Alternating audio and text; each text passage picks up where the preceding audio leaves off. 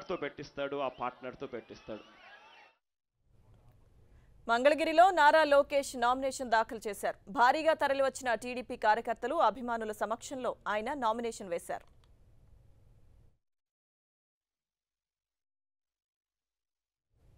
అంతకుముందు లోకేష్ ఆయన తల్లిదండ్రుల ఆశీర్వాదం తీసుకున్నారు. ఆ తర్వాత వేద పండితుల ఆశీర్వాదం కూడా తీసుకున్నారు.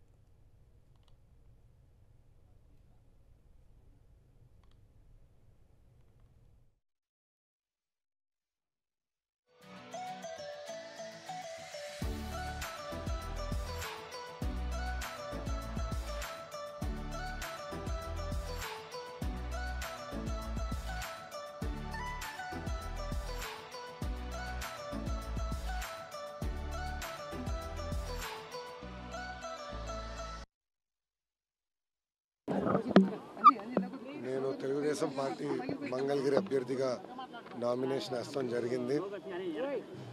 1985 తర్వాత తెలుగుదేశం పార్టీ జెండా మంగళగిరి మీద ఎగరలేదు.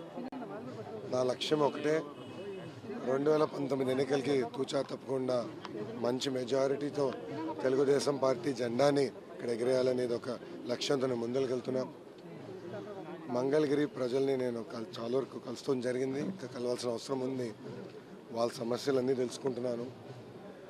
2014లో రాష్ట్ర విభజన జరిగిన తర్వాత మన అమరావతి, మన రాజధాని ఇక్కడ తీసుకొస్తాం జరిగింది. సో అమరావతికి వెళ్ళాలంటే మంగళగిరిని దాటి వెళ్ళాల్సిన అవసరం ఉంది. సో మంగళగిరి అభివృద్ధికి అద్భుతమైన అవకాశాలు ఉన్నాయి. నేను ఇప్పటికీ చెప్పాను, ప్రజలు కూడా హామీ ఇచ్చాను. ఒక ఐటీ శాఖ మంత్రిగా నేను కూడా అనేక ఐటీ పరిశ్రమలు మంగళగిరికి తీసుకొచ్చాను, ఇంకా తీసుకొస్తాను.